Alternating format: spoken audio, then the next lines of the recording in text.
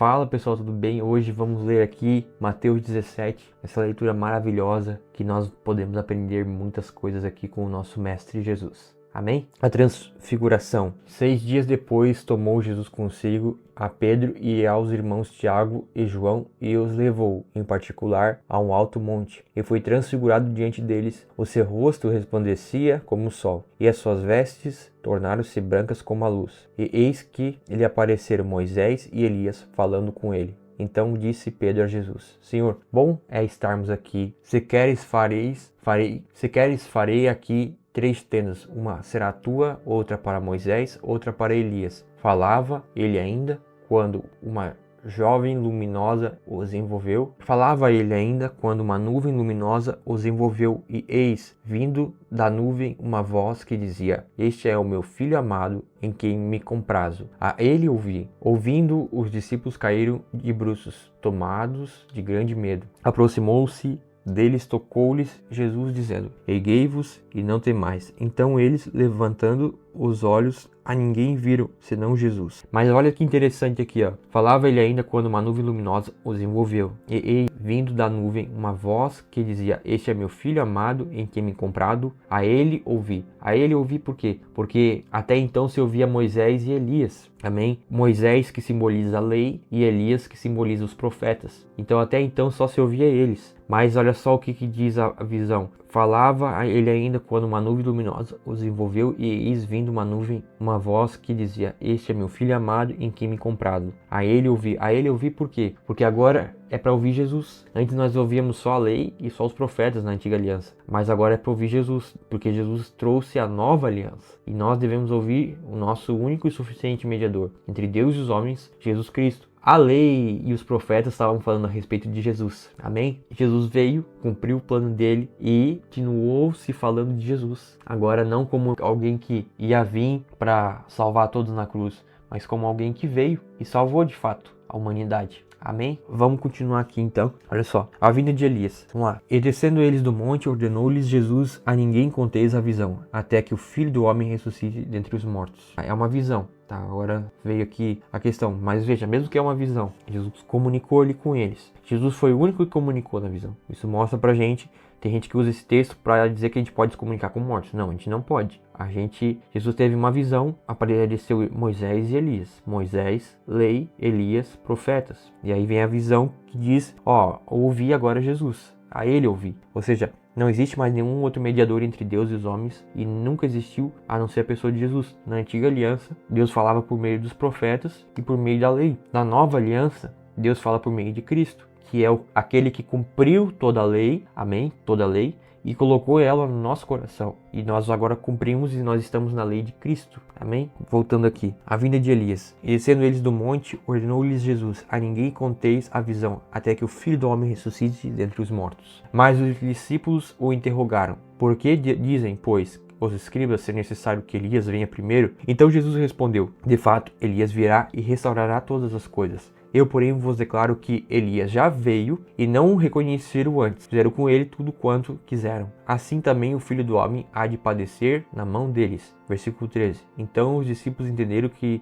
lhes falava a respeito de João Batista. Então, João Batista, a gente percebe que era o Elias que ia vir, como está lá em Malaquias. E a gente leu isso anteriormente. João Batista veio, preparou o caminho para Jesus. E depois João Batista teve a sua morte ali, né? A filha da mulher lá dançou na frente de Herodes, a gente leu isso em alguns capítulos atrás, mandou matar o João Batista, principalmente porque João Batista defendia o que era certo, e aquela mulher, ela não concordou com isso e mandou pôr a cabeça de João Batista num prato. Enfim, a cura de um jovem possesso. E quando chegaram para junto da multidão, aproximou-se dele um homem, que se ajoelhou e disse: Senhor, compadece-te de meu filho, porque é lunático e sofre muito, pois muitas vezes cai no fogo e outras muitas na água. Apresentei a teus discípulos, mas eles não puderam curá-lo. Jesus clamou: Ó geração incrédula e perversa, até quando estarei convosco? Até quando vos sofrerei? Trazei-me aqui o menino. E Jesus repreendeu o demônio, e este saiu do menino, e deste, aquela hora, ficou o menino curado. Então os discípulos, aproximando-se de Jesus, perguntaram em particular: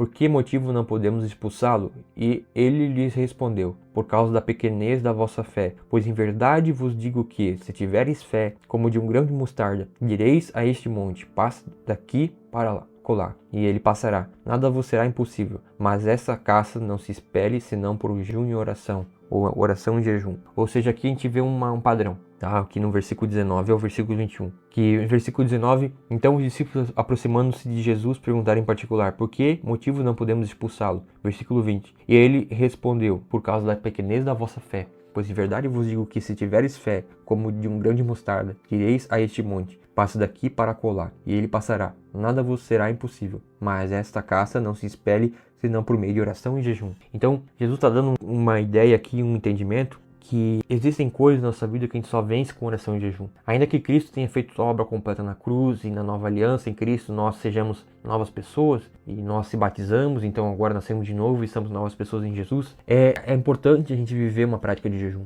Eu falho muito nisso, eu não sou melhor que você, por isso que eu estou aqui confessando meu pecado publicamente aqui. Eu falho nisso. Às vezes eu preciso jejuar mais, eu preciso orar mais, eu preciso ler mais a palavra. Eu preciso ler mais coisas, porque eu sou falho e eu preciso buscar mais. Nós todos precisamos buscar mais. E aqui fala da fé. Muita gente não conseguiram fazer esse milagre aqui porque não tiveram fé. E muitas vezes nós não conseguimos fazer alguns milagres, não porque Deus não é capaz de operar o milagre, mas é porque nós ainda não aperfeiçoamos a nossa fé. Lembrando que quem faz o milagre não é a gente, é Deus. Mas para Deus agir a nosso favor, nós precisamos se chegar ainda mais a Ele. Amém? Opa, apagou a luz ali. De novo Jesus prediz a sua morte e ressurreição. Reunidos eles na Galileia, Jesus. O Filho do Homem está para ser entregue nas mãos dos homens, e eles o matarão, mas ao terceiro dia ressuscitará. Então os discípulos se entristeceram grandemente. Jesus paga imposto. Tendo ele chegado a Cafarnaum, dirigiram-se a Pedro os que cobravam imposto das 2 dracmas e perguntaram, não paga o vosso mestre as 2 dracmas? Sim, respondeu ele.